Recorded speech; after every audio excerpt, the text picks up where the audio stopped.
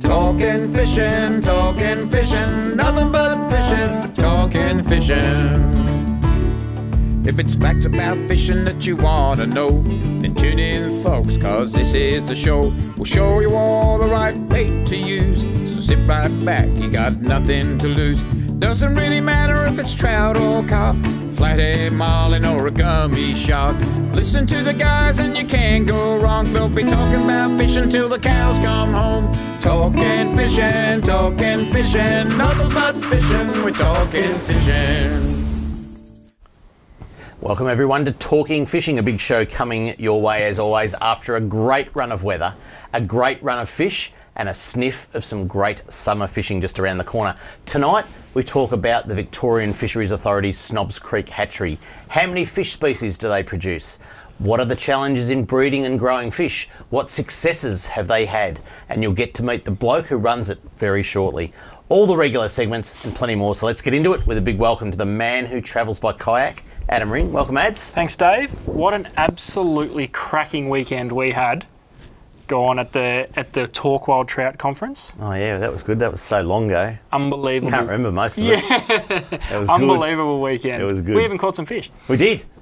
We've got no photos to show. No. Oh well, anyway.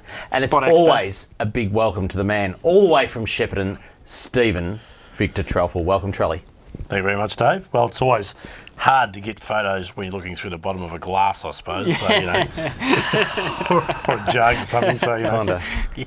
Kind of big weekend. Yeah. And our special guest tonight, Steve Vidler, runs the Snobs Creek Hatchery, and he knows a thing or two about fishing as well. Welcome, Steve. Thanks, Dave.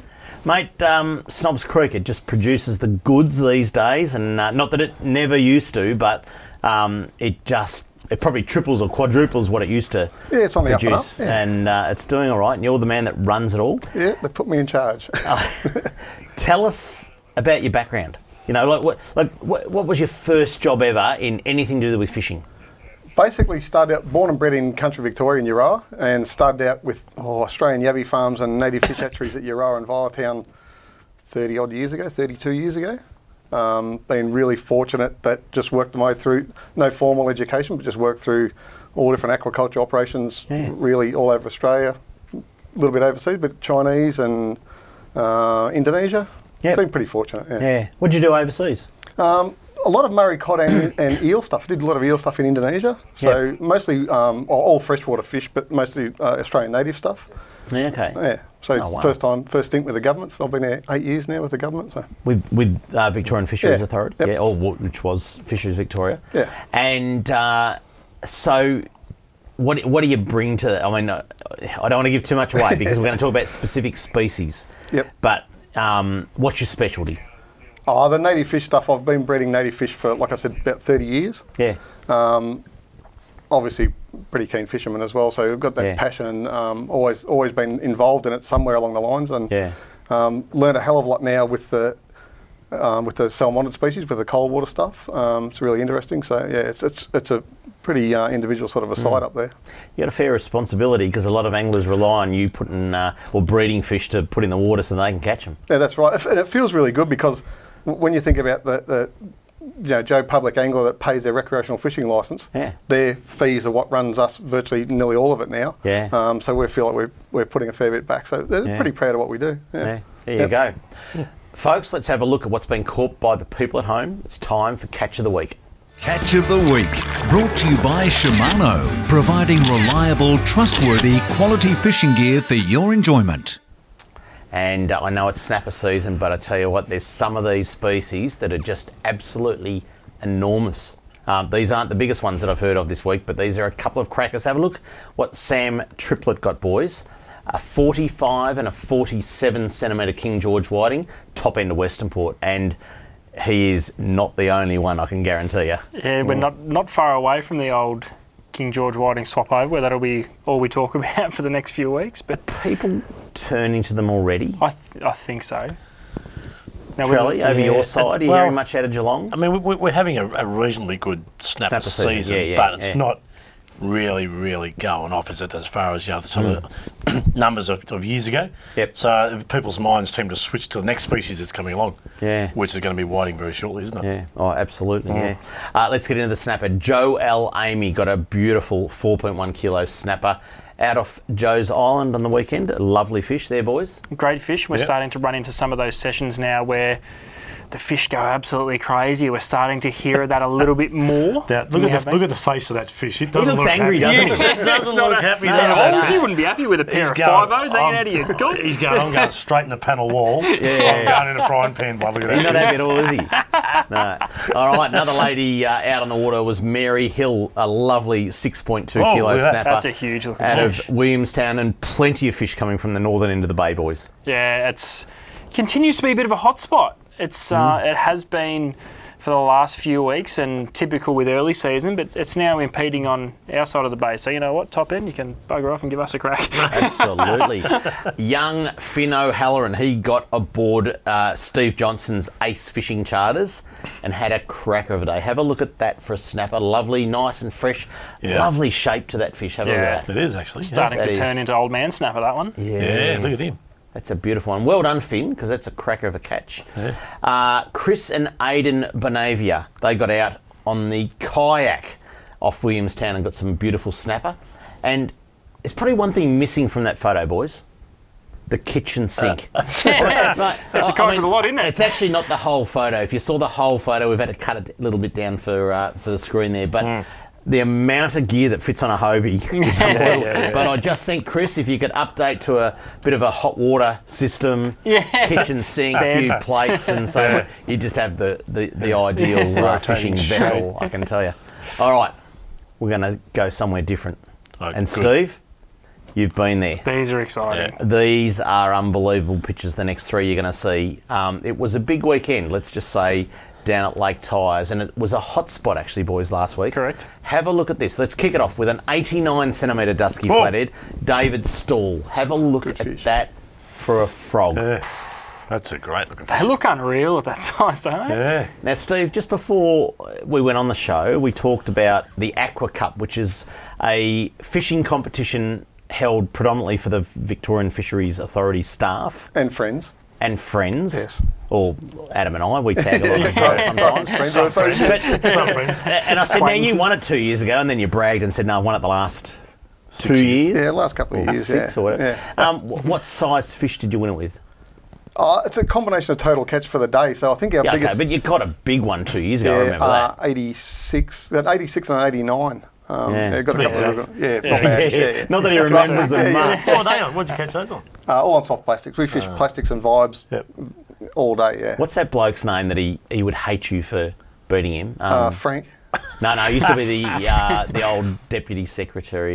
Frank Greenhole. There's no one. What's his name? Because he bloody took our spot. He took our bloody spot. That's right. We did the research. We went to the island. And there he is. It's actually a 12-hour comp, so they went out at midnight. Yeah, we were still eating prawns that night. We had a game-winning formula. Yeah. What was his name? Yeah, I know who. He was Bruce. Bruce Kefford. Bruce He was Kefford. he used to be an angry That's man. not what we called. That's not what we called him when we got to the spot. Especially you beat him Before we went on anyway. the show, it's not what we called They were Bruce. somewhat upset that we caught a few more than them with less hours, so it was good. But anyway, so 89 centimetres by old mate. Now have a look at this one. Andy Clothier got a 92 centimetre look at that. dusky flathead. Have a look at that. I mean, someone has rerun Jurassic Park, haven't they? Yeah. You know, these There's something else at that size. These are crocodiles. There's something else at that They size. But guess what?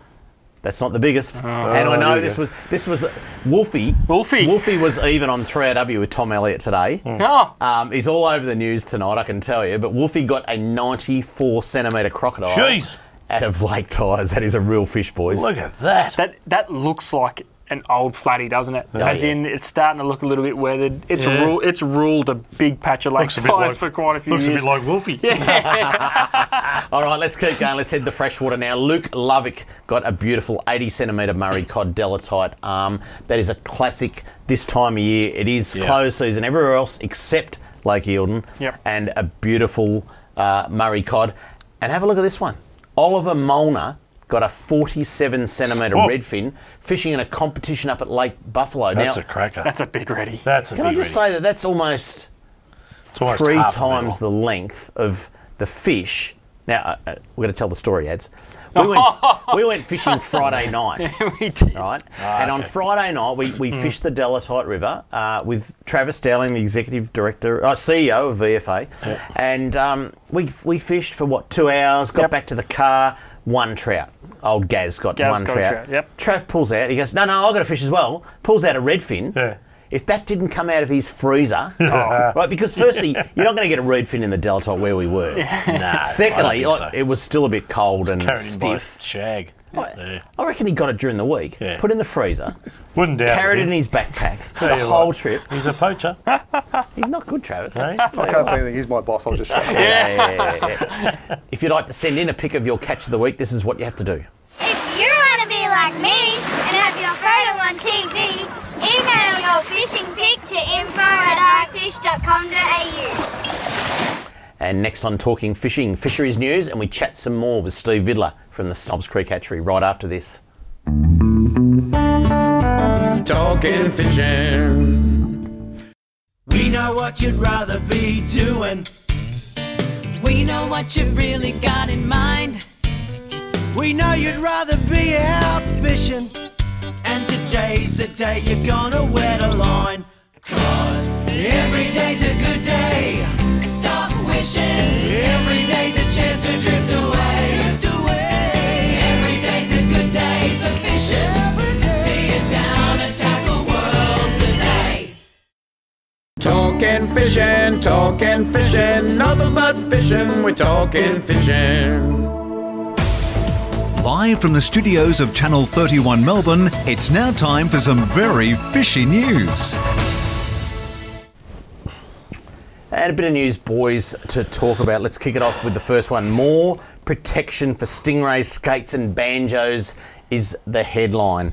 And the Andrews Labor government is better protecting stingrays, skates and guitarfish or banjo sharks in Victoria. And there's a whole lot of new rules. The new rules will prohibit the take or possession of stingrays, skates or guitarfish greater than 1.5 metres in width. They'll reduce the combined daily bag limit for raised skates and guitarfish for that are less than 1.5 metres wide. So there's a tongue twister here. From 5 to 1. So you're only allowed to catch one now.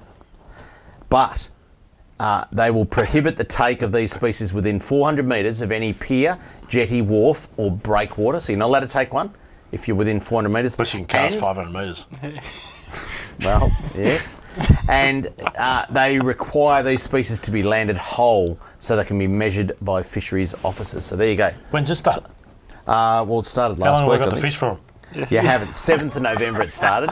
You and Trelly, right. don't. You can't do that. Oh, sorry. This is. They tasted We're all going right. to be. We're going to be responsible for stingrays. Not allowed to catch them anymore. No more Stop stingrays. catching them, Trelly. Unless they're 400 metres.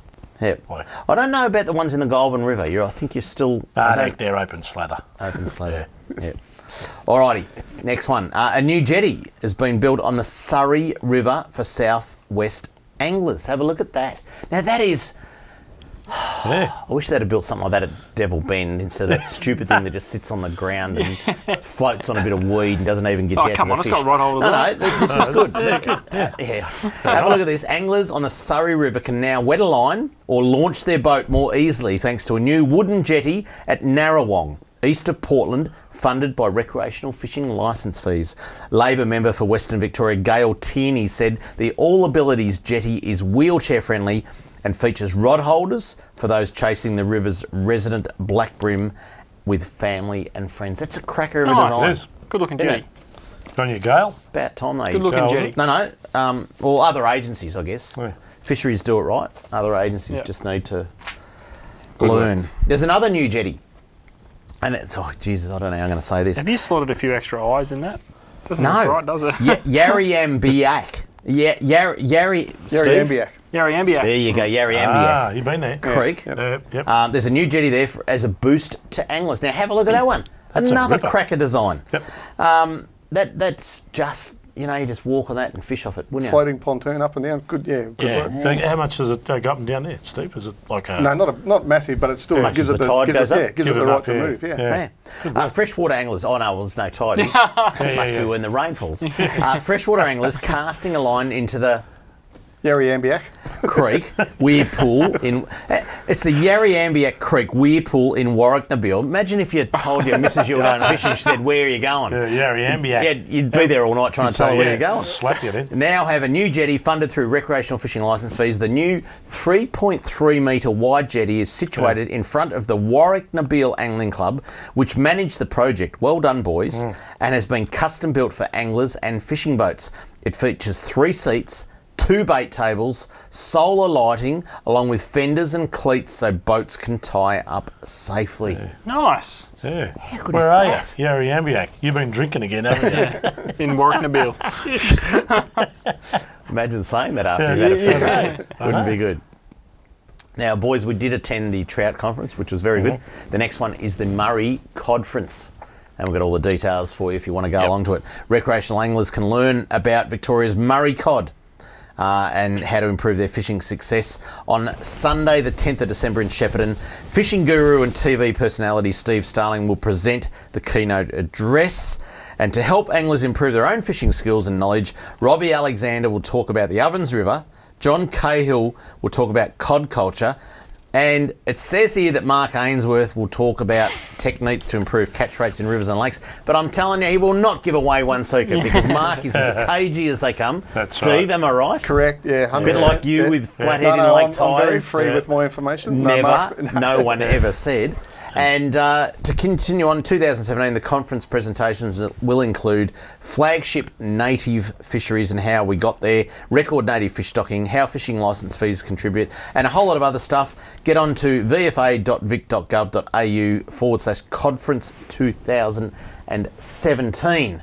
There you go. That's going to be a cracker an event, boys. And Steve, you'll be there, obviously. I'll be there, yep. Because you're the man. Certainly welcome people to come along. You've actually brought along, won't get them out just yet, but you've brought along some Murray cod. Yeah. They're alive and they're in the studio. It was hard to transport. I had to walk from the tram to here with about 1,000 Murray cod. So You've brought 1,000 Murray cod in. about that. Yeah, I didn't count them exactly. So. We're going to have a look at that in a second. But one more news item. Trelly Spectacular is coming up. It's in Shepparton. Trelly, you tell us about it. When is it? Yeah, it's in Shepparton this Friday night, so come along there. It starts at 6:30. $10 will get you in. We've got $5,000 worth of giveaway prizes over the night. We've got some really good guest speakers. Teaming up is Glenn Casey and Rod McKenzie, who do the Bassman spinnerbaits, and Rod fishes them. And then we've got Dean Norbiato and Harry Watson from Jack Lewis will also team up for a talk Friday night. Lots of bargains, you know, Christmas specials, all the stuff in the shop I want to dump. You know, we'll start stuff off at $1 and then we'll have some other entertainment. And then on Saturday we kick it off at 10 o'clock for a leftovers, unorganised, understaffed sale, which is disorganised. And then Harry will be back from to do an in-depth talk at 1 o'clock, which will probably go for a couple of hours, 2 or 3 hours. So yeah, Nice. really about to start this Friday. There you go. Friday, go there, Shepparton Showgrounds. What time, Trelly, do you think the talk will finish on Friday night? What time will you finish talking, do you think? About 2 o'clock in the morning. I'll stop talking, but That'll be the day if you give it up early, I tell you. the final one will stop at 9:15 presentations. Last few prizes at 9:30. I was talking about you personally. Oh, no, I'd but give it more 4:35. Yeah. Anyway. Steve, Yep. let's talk a little bit about Snobs Creek. What species do you breed at Snobs Creek? There's a bit of a mixed bag of everything, actually. It's a really individual site. I don't think there'd be anything else, well, certainly not in Australia, but probably in the world, that does both cold water and warm water species. So we do, from the cold extremes, we do the Chinook salmon. So we do Chinook salmon, rainbow trout, brown trout, a handful of brookies. We do a few little brookies. Oh, do you? Yeah, just for Bullamera. We did a stocking there last year. And on the native side, we do the mainstays, the Murray cod. We also do the protected species of the trout cod and the Macquarie perch. Yep. And we do some golden perch, and we're playing now with some catfish, some Tandanus eel-tail catfish. There you go. So when you talk about you do warm water and cold water species, now it used to only be a salmonid farm, didn't it? Yeah, it was set up as a salmonid farm and a research centre, and It's really changed over now to more of a production-based facility. Yeah. It's really a production farm now. Yeah. And it's right on the limits of almost being too cold for one and too warm for the other, but we sort of, we make do, yeah. It's good. I don't want to mention the climate change words, but is there records to say that things have changed? Like you're in the township, or you're a couple of kilometres out from the township of Eildon. Yep. Is there records to say that the climate's changed? Not really. No. Even the records that we have show that there's highs and lows and it might In be any year. 7-year cycles or whatever. There's no set real pattern of things, but gradually things are starting to warm a little bit by little bit. But I mean, it's only been there for, we had our 70th year celebration this year. So 70 years, you don't see a lot in 70 years.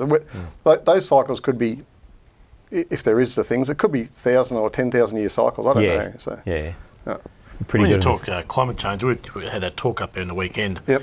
And you talk climate change, that could be a farm that's cleared the edge of the river and then has an influence on the temperature of the water from there downstream. And bushfires. That's climate change. The bushfire stuff's made, like the clearing along the riparian edges of the waterways have made a massive difference to temperatures, more so than the weather.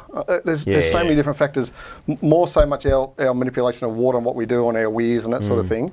One of the things I was surprised at, because I fished the Delatite River the same weekend for the last 3 years because I go to the trout conference every year, and this year the water level in the Delatite was at least half a metre down on the previous 2 years. Yeah, but that's got to make a difference. When you think about the lake, though, the Goldens, the yellow belly have just started to sort of group up and be caught a little bit now. Yeah, and they're a bit late. They're about 3 weeks late. Yeah, but that goes against the trend. I mean, we're in such a country that things change year by year. It's really hard to identify. The success story's got to be Murray cod, and we'll talk about that a little bit more. But reach into your box that's down near your feet there, and let's have a look at the 1,000 Murray cod. Now, when were these born? They hatched this morning. I don't know if we can zoom in on that. They hatched this morning. Yeah, so I don't know if that's... There's a few floating on top.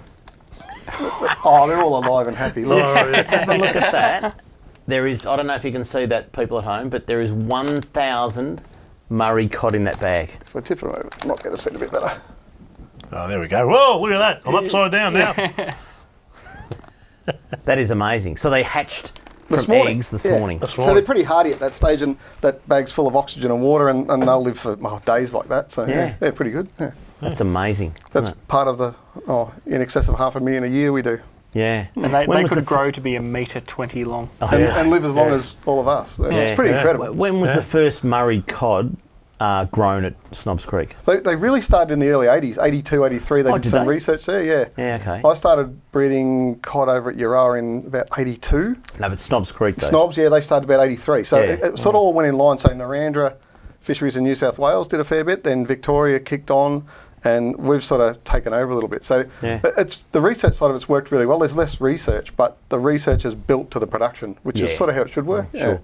I remember you, Steve, coming to our shop. I was really, because I've been there 30 years. I think I paid for some of your shops. Yeah, you probably did too. And you used to come in, you worked for a private sector then and doing all that. So you've gone a lot from poaching to being fishing. Yeah, it's really good. Yeah, I have to wear the badge. I have to behave. Up next, product of the week, and we talk about Chinook salmon with Steve Vidler from the Snobs Creek Hatchery right after this on Talking Fishing. Talking Fishing.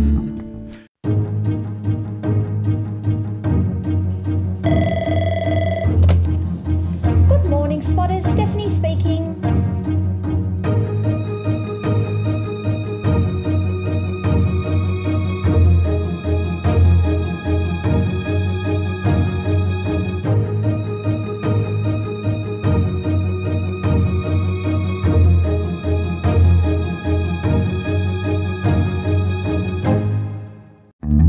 Hi, David Kramer here. If you love talking fishing, why not get your company involved? Just go to talkingfishing.com.au and click the link to help support the show. Get on board today. Talking Fishing. Product of the week, brought to you by Tackle World. Talking Fishing.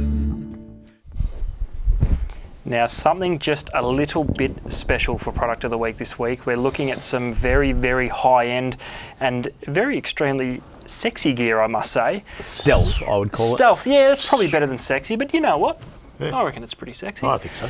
We are looking at the Shimano Xsense range of reels. Now, 3 reels consist of this range, 2 spin reels and a bait caster.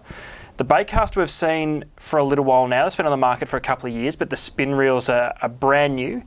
And these are right up there with stellar quality. Now, there's not too much separating the two. A 2-bearing difference between Stellar and Xsense, and also a little bit of a weight reduction through the bigger size for the Xsense. Now, what makes these a little bit unique, I guess, for our market, these are very, very high gear ratioed reels. They were actually designed and manufactured for the sea bass market. So that you can be fishing quite rough seas, you can be skipping top water. So it's all about getting line back on the reel as fast as you can. So how does that relate to us? That's about, like I said, top water, bass, brim, even these reels are that good. Light kingfish, the 4000 size, is pulling 11 kilos of drag. Now, these come with all the bells and whistles. This is everything up to date that Shimano do technology-wise. We're talking Hagani, X-Ship, all the saltwater protection, the whole kit and caboodle. Very, very striking appearance. All jet black from the spool, handle, body, the whole lot. But a very, very tight range. There's only a shallow spool 3000 and a 4000. The 3000's like our 2500, exactly the same body size. Weight is about the same, but it's a shallow spool 3000. So on a standard 2500, you're actually holding more line than you would on this 3000. But because the reels are so light and they are designed for a specific purpose, they stick to these bigger sizes. So a little bit bigger handle knob than you'd see in a 2500. It's all about getting line back on the reel. So boys, I guess for our market, specific, but gear doesn't come much better than the Xsense spin reels. Sorry, so only in 2 sizes? Only in 2 sizes. Which so is the compact 3 3 and a standard 4000, but very, very high speed. Both so of them. I like that, because if you're using fine monos or braids, you've got a larger diameter spool. Yep. And sometimes when you're working those little creeks and things, and you take the first click over and the bail arm slips over, you get a little loop across the front if the spool gets too small. Yeah, that's right. You know what I mean? That's right. And your line comes off a bigger spool a little bit better. And these, you know what, these spin reels, Charlie, would probably suit your freshwater market in Shepparton quite well, because they are little reels designed to pack a huge punch. Like I said, 11 kilos on the 4000. 9 kilos on the 3000. So 11 kilos, like 23, 25 pounds. It's a lot. And you know, to be perfectly honest with you, you would never ever use that much drag pressure in these small reels. No. But tell you what, that is super. These are, and it's something you need to play with. That is a Mercedes-Benz. That's right. I mean, that is smooth. And I really do encourage everyone to drop into their local and ask about these reels, because touch and feel. That's right. Even if you've got no intent on buying one, have a play and see what this premium gear is, because it is actually something else. But I guess a lot of power in such a compact reel makes it very universal with our snapper, kingfish, Murray cod, yellow belly. You can do everything you want to do, keeping everything very light. So that's a huge benefit. Both with a beautiful handle too. There they do. Very comfortable, very well balanced. Just you don't understand how good they are until you get one. You get a bit of drag on it, little fish on it, or big fish on it. Exactly. And the drags are just like, you know, pouring milk, isn't it? They're just so smooth, silky smooth. Now, as part of this range, and we don't see this often in this country, there is a spin reel, but also a bait caster incorporated into the same range. I'm going to pass that over to you, Charlie, because this is your domain. Now, what separates this reel apart from a lot of other bait casters on the market is the DC control chip. Now, tell us a little bit about that. Yeah, now your DC control chip, basically, as you cast the reel, it's got a distinctive sound to it, like a lot of the DC stuff. You get this little as it goes. How's it go? As it goes, you know, or often your mate will go, "Oh, what's that?" And it's my reel. But what it's actually doing, it's a little computer chip in there, and it actually recharges every time you actually cast the reel. And what that does is it actually loads that little bit of information in there with the overrun. It aids with your overrun aid. So what's doing is it's actually controlling some of the overrun that you get there. And you've got an adjustment on the size here, minimum to maximum, and then a couple of other settings there. So what they do is you can adjust that for casting into wind. It'll pull the reel up as you're going along. As the wind slows your lure down or your rig down, it'll slow it up for you. You know, and all this type of thing. So yeah, Serious? it's just seriously, yeah, That it's is a smart nice reel. bit of gear. It is. Yeah, and if you dip into water and it doesn't work for a few casts, dries you out, away you go again. Yep. But saltwater fishing, you can use it all that. I've used them for years. DCs, barra fishing and things. Back to the old Wash them Calais out. and Calcuttas, yep. And MGs, things like that. But just wash them out in a bit of fresh water. Make sure you clean it, like any reel, make sure you clean it properly. Yeah. But lovely to use and just super There you duper smooth. go. Yeah, and again, insanely 9 ball fast. Yeah, insanely fast. 8 to 1 retrieve. That's very fast. fast. And that's again aimed at a lot of our top water market when you've got to keep direct contact with your lure at all times. We're not too much still Bit of drag time. on that one? Yeah, standard Shimano in their bait cast is about 5 kilos. Yeah. We're starting to see a little bit higher drag pressure with some of the JDM stuff coming, but 5 kilos on that one. Doesn't sound like much, but out of a small reel, 5 kilos is a lot of drag. Yeah, and you've also got the benefit, anything over that, your thumb is sitting on the line, you stop it with your thumb. So again, ridiculously good gear. We're talking upper market. Like I said, please drop into your local and ask about the accents because they are something else. Mad good. Wow, there you go. Steve, let's have a little chat again to you. I want to talk about Chinook salmon. You mentioned them earlier on. Yep. There was quite a period of time when no Chinook salmon were produced out of Snobs Creek, wasn't there? Yeah, a long time. We got down to, I think the records show that we got down to only either 16 or 26 fish or something. That was it. That was in Australia. Really? So what we had to do... So what, did you lose the recipe?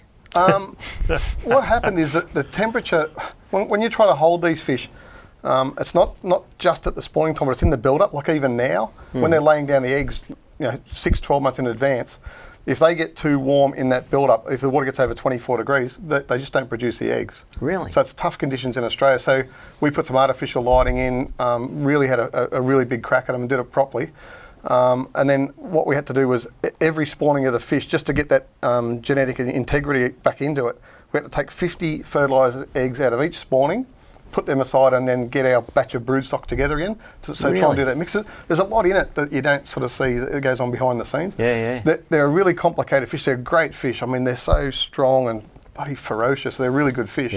But you see, when they do their natural spawning thing, when you see the bears go and catch them in Canada and that sort of thing, and they actually disintegrate, their bodies fall apart. So when they come to spawning time and the aggression starts, they actually break down. It's horrible to watch. So we actually, when we go to spawn the fish, we kill the fish. We kill them, cut the eggs out of them. They're about to die anyway. And previously they were just thrown away as waste. So what we do now is we disinfect them and use them to feed our brood cod. So that's just to close the cycle. And how many Chinook salmon do you produce a year now? Depending, it really is. Because we're just ramping it back up. We did 70 or 80,000 a couple of years ago, 30 last year, and it goes the progeny from that other stock will go into next year's breeding. So next year will be the big one again. There you go. So it's still like a 4-year cycle. Only putting them in 2 lakes? Yeah, Woolloomooloo and Purrumbete. Oh, there's a few little trial things we're playing with there. Yeah, very good. Secret. Up next, Kramer's mailbag, and we continue our chat with Steve Vidler from the Snobs Creek Hatchery right after this on Talking Fishing. Talking Fishing. Make mine a Mornington. G'day, David Kramer here. I'm a massive fan of the Mazda BT50, having personally driven and owned one for more than 5 years now. And to tell you what, you can't beat them for an all-round great ute and a great tow vehicle. Get into Mornington Mazda before the end of the month and grab yourself a run-out bargain. I made mine a Mornington Mazda. Make mine a Mornington Mazda. Talking fishing, nothing but fishing, we're talking fishing.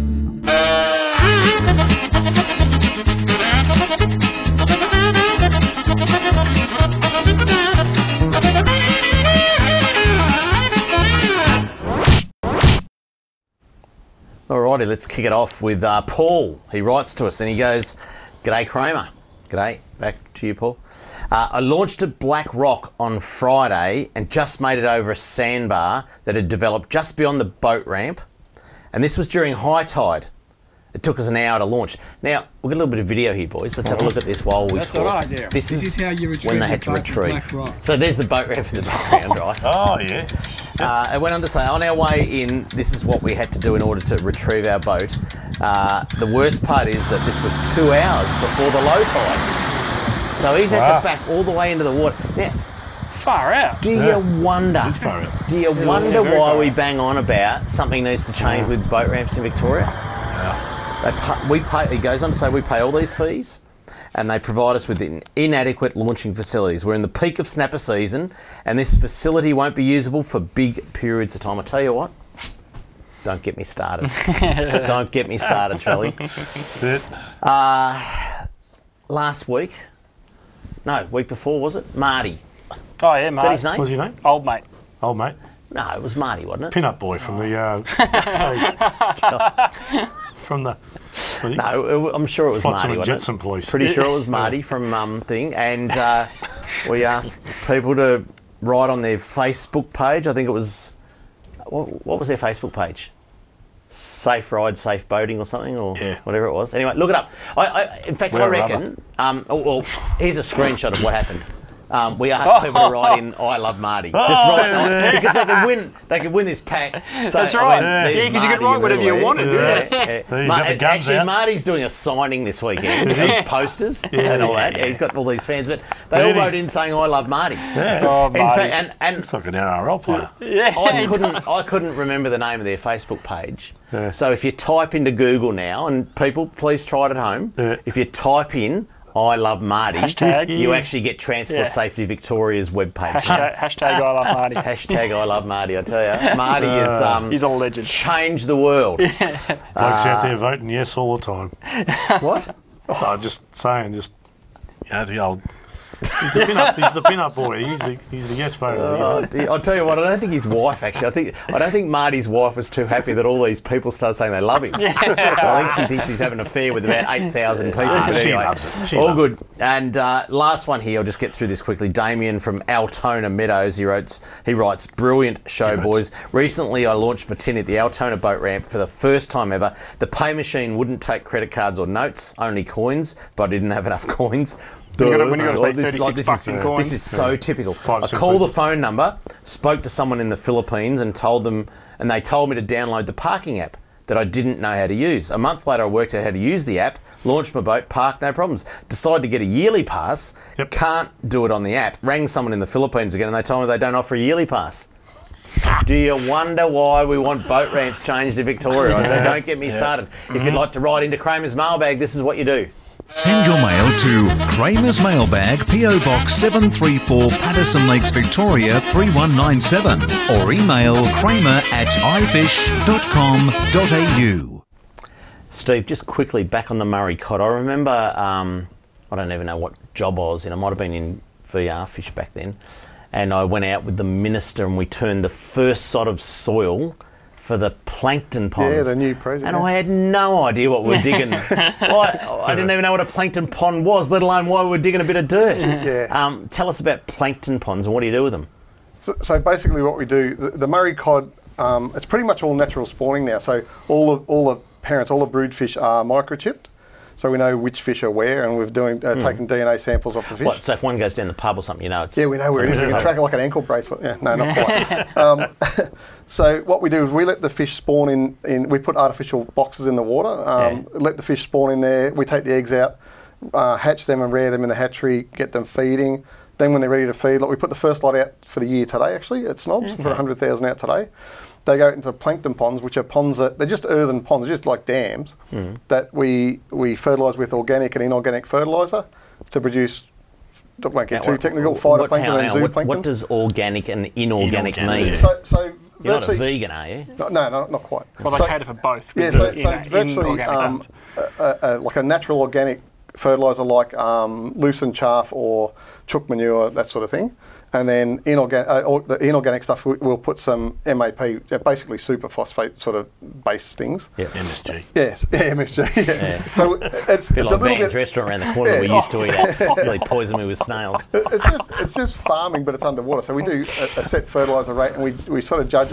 We constantly monitor the plankton growth, the production, which is the food that the Murray cod eat. So you're putting chook manure into a pond to grow plants. Kind of that the fish will eat. Yeah, there's plant plankton and there's animal plankton. So we start off the plant plankton, then the animal plankton eats it, then the Murray cod eat the animal plankton. There you go. It's It's not just that as simple whole as time, that to me. big cod that laid those eggs, you've then moved her out, have you? No, we don't touch that. So what we do, we remove the eggs from the brood ponds where the cod lay the eggs. Yeah. In the boxes. We take the eggs out and hatch them in a temperature controlled, climate controlled room.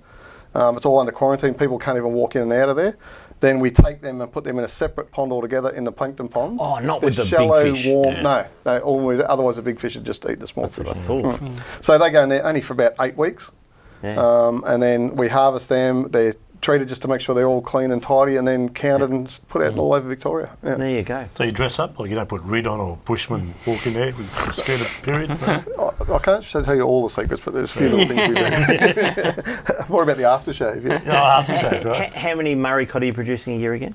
The last 5 years we've done over 500,000 a year. Minimum, the worst year we had was 505,000, so pretty good. Wow. far out. That's a lot of cod, and obviously that's contributed to the way Lake Eildon fishes now with the Million Cod and a lot of project. places have really, like, not just Eildon, but even like the Nagambis and the Epilocks, all these places that have come really good. And the beauty of it, that what we do now, these little fish, like those things there, like I said before, they'll live 40, 50 years and grow to 50 kilos. Yeah. So the impact of what we're doing today, because we've got such a positive leadership sort of group, that'll go on for for decades. It feels good. We haven't scratched the surface on how good Murray cod fishing is, have we? It will get better and better and better. Like Eildon will be it'll be the premier cod fishery in the world. It's just so good and it's getting better. Yeah. I've got to talk to some people tomorrow about world-class fisheries in Victoria, because we have got a world-class fishery. You talk to all the other states and you look at what other people are doing, and they're so jealous of what we're up to and what we've initiated that everyone wants to jump on board. And it's a bit of initiative and way people go and a bit of positive attitude. We've done, everyone's done really well. It's good. It must be really good, Steve. Like you see this 1,000 cod in a cup, and I know I've seen plenty of pictures of you out on Eildon catching big Murray cod. You're right through the whole cycle, aren't you? Oh, I love it. I mean, we get the benefits from it. My kids and grandkids will get the benefits from it. But I've grown fish commercially for over 30 years. Yeah. And for, 22 of those was to grow. You bust your gut to keep them alive and do everything right, and then someone hits them on the head and throws them in a wok. We grow these and let them go for people to catch. I mean, talk about the perfect job. Do you do a bit of iFish with Paul? Yeah. The fish you caught, were they, do they have microchips and you knew where to catch them? Yeah, pretty much. I was just checking out. That's a loaded question. Perks of the job. Caught a few trout out in the lake on camera, You did. Turn it up. Coming up next, this week's Hotspots. We'll be back shortly on Talking Fishing. Talking Fishing. G'day, Callan here from Paul Worsland's Tackle World Cranbourne. Supercharged batteries have been supplying maintenance-free marine batteries since 2001. The Seamaster Gold range is second to none, delivering superior starting power and reserve capacity. No need to top up with water, truly a fit and forget battery. With up to 2 years replacement warranty, you know you have quality. Your battery is your lifeline. Without it, you're dead in the water because it's bloody hard to push start. I've got a Seamaster battery in my boat. Make yours a Seamaster Gold today. Talking fishing, nothing but fishing, we're talking fishing. And now the segment you've all been waiting for. Hotspots, brought to you by Seamaster Batteries. Make yours a Seamaster Gold today. Tell you what, you could just about throw a blanket over Victoria right now and say it's a hotspot, couldn't you? It's a bit like that, isn't it? The weather's been good, the fish have turned on, the moon's gone. It's just been an absolute brilliant last few days. So let's try and put you onto a couple of spots. Mount Eliza is number one. Try 18 metres of water, because I tell you what, if Paul Worsland can catch snapper, anyone can catch snapper off Mount Eliza in 18 metres of water. They must be thick. Some good fish around, boys. Yeah, some very good fish. Fish to sort of 7.5 kilos. Was talking to Paul today, saw a few sounder photos, and I'll tell you what, there's not much water out there that aren't holding snapper at the moment. It is really cool to see. And that good year class around that size, there seems to be a lot of fish. Further up north in the bay, an absolute cracker of a hotspot. In fact, I've got to say, Williamstown is going off. Oh. No, it's going off. No, you know what? No, you have to agree. Well, we had two of them in Catch of the week. I know. Good fish. Yeah, going off. It's going off. Going off. The water temperature up in Williamstown is just absolutely perfect. The fish have turned on, and it's just terrible. The situation with our boat ramps up that northern end of the bay. It is a terrible situation. It needs to be fixed. But if you can get up there, there's some fantastic fish. Let's head over to Western Port now, and Cows is another hot spot. Absolutely on fire for land-based. So if you're heading down Phillip Island, go to the Cows Jetty, get there very early in the morning if you can. Probably, or this time of year, probably 4 o'clock, which is probably when Gary tried to wake us up. Yeah, he I was wasn't scared. I wasn't going to get out of bed till 5:30 on Sunday, I can tell you. But 4 o'clock in the morning, if you can be on the Cows Jetty, you have a very, very good chance of a big snapper. Yep, every year about this time, it's a bit of a land-based hot spot, and there'll be some big snapper caught off there in the coming weeks. Coronella, as always, a hot spot this time of year, and if you want to get over to that side of Western Port, go all the way around, some cracking fish coming off Coronella as well. Yeah, just say yes, it's always going to be a hot spot. It's just one of those areas. Let's keep flying through because we want to talk to Steve a little bit more. I don't mind sending people to where we went fishing on the weekend. 100%. Gee, we found some good water, didn't we? We in the did. end? Beautiful fished. water. So the Delatite River is a hot spot. Delatite River, brown trout. Although we did catch 2 rainbows in amongst the browns, and a redfin. Question mark. Asterisk. There was a redfin that came out of Travis Dowling's backpack that may have been frozen for a week. I reckon. There's an asterisk. Steve Vidler's his name, Travis. When you want to deal with the staff member who talked about your fishing with the barcode on it. But seriously, go to Delatite Lane, walk upstream, go past the little swing bridge, and there are some beautiful pools and some beautiful bends. And every pool and every bend has a brown trout in it. Yeah, it's beautiful. Magnificent. Yep, it is no beautiful. other way to describe it. Yep. It's just beautiful. Just go there. And we cannot go past Lake Tyers as a hotspot, boys. Dusky flathead, we've seen them. Now get there before the Christmas crowds arrive. You've probably got about 4 weeks, haven't you? Yep. Correct. And just go and do it. Like they're the biggest flathead you'll ever see. Seriously. And there's not just one. Just go and do it. Well, I need to add that to the list of world-class fisheries we were talking about during the break. Victoria now has world-class Murray cod, and we will be the biggest, like you said, Steve. We have world-class dusky flathead because of slot limits and the cessation of netting in some of those small estuaries. We have world-class southern bluefin tuna. We have world-class snapper. We have world-class King George whiting. That's only going to get better, as we're told by the scientists. We have world-class calamari. It's not a bad place to be, is it, Victoria? A lot of that's based on some pretty gutsy decisions made by some of the bosses too.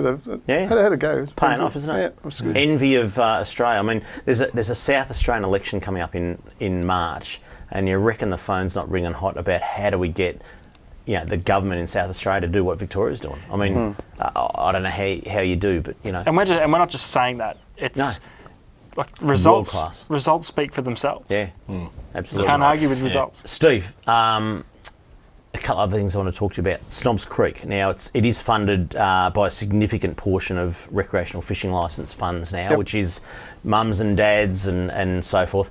If they want to come and have a look at Snobs Creek, can someone just knock on the door and come and have a look? Unfortunately, no. No? You can't give out your phone number and say, ring me. Certainly not. Don't put that across the screen, no. We can, though. You have open days, though. In the past, it was open for tourism. It just became so difficult with, when we did the upgrades, the work health and safety stuff and the fencing we'd have to do, and it's just not possible. So what we try and do, or what we do now, trout opening weekend, we have a big open day, and we had an open day last year for the 70th. So we're trying to maybe do at least a couple of years, and open it up. If say a school or someone wanted to come and have a look at the place, can they arrange that with you? Not really. All right. I'll have to talk to Travis tomorrow about a bit more open to school tours and things like that. We do a few little things that, of course you do. It's really hard to promote because, I mean, because we've got the limited staff and we're so, I mean, honestly, so flat out. Like these sort of things don't come up around just by chance. We've got to put a fair bit of work into it. You're not standing around doing nothing. Just watching, waiting. I mean, you'd have to put extra staff on just for the tourism side of it. It's just too hard at the minute. You got a good bunch of staff up there? Really good. That's probably, like we talked about some of the infrastructure upgrades, but the staffing, we lost a big portion of experience, about 100 years of experience with some of the people that left. Yeah, was that one bloke that was 100 years old? Yeah, about that. Yeah, I think it was 120, yeah. Well, he didn't leave, he sort of He got buried in the plankton pond. Fed him in. he fed him in. He was the non-organic bit, or whatever you call it. No, we've got a great crew there now, and not so much, I've got to say young blokes, but the people that are there, like that keenness, and like I talk about our senior managers and the people there, nearly all of them own an aluminium boat. They're all fisher people. They understand it. They're passionate about it. They care about it. Yeah. I mean, you can't buy that. It's really good. What's the biggest cod you've ever caught? I've got one over a metre, but I've got out of Eildon on lures. I've got a 96 and a 94, and I haven't cracked a metre out of the lake yet. I've got a few in the 90s. Yeah, I've got a few. Yeah. Where'd your metre come from? Either Darling. Yeah, on a spinnerbait. Yeah, it's pretty handy. I was going to say Springer there from yeah, spinnerbait. Yeah. Go through a bit of food at Snobs Creek. Yeah. We what primarily what? The trout eat a pelletised feed. So when the juvenile, the little trout start off on a feed that we actually come in from France, imports from France, and then the bigger feed's made in Tassie, and most of our out of what? It's a cereal based thing, so it's really just a grain base, but it has fish oil. It's pretty. It's a pretty intense diet. It's all so scientific what they put in it and how they grow them, and there's brood fish diets. Who does the science for you on that? So say no, that's a worldwide thing. So trout production across the world's a massive thing. Yeah. So we just run on the coattails of industry. Has it got a attractant in it? So it's got a real. Can we get some? Yeah. It's just fish oil as an attractant. That's probably just the base of it. And the Murray cod we feed really just carp fillets or live yabbies and the Chinook salmon fillets. Yeah. There you go. Great. Steve, thank you so much for coming in tonight. Not a wealth of knowledge. knowledge. Whenever we have someone like yourself on, we say we should have a 2-hour show, and maybe we've got to look at that next season because it is just absolutely fantastic. No, I'd love to come. I'm really proud to be here, just to represent what we do. And I know it's really unprofessional, but I've got a cousin of mine that watches this fanatically. Every time they mention Snobs or me or anything, cousin Vin, Vin, he's there. You go. That's it for Talking Fishing. We hope you enjoyed the show. Next week, another big show. We've got the Minister responsible for Fisheries, Jarla Pulford, joining us in the studio, and I'm told there is a couple of big announcements to be made. Next Tuesday night, a must-watch show. Until we see you again next Tuesday on Talking Fishing, please stay safe on the water and enjoy your fishing. Talking fishing, nothing but fishing, we're talking fishing. We got all you need, just take a look. Watch those fish jump on your hook. So just relax and take your time. Enjoy the show, then drop us a line. Talking fishing, nothing but fishing, we're talking fishing. Talking fishing, nothing but fishing, we're talking fishing. Talking fishing. Have a good weekend, Mr. Walker.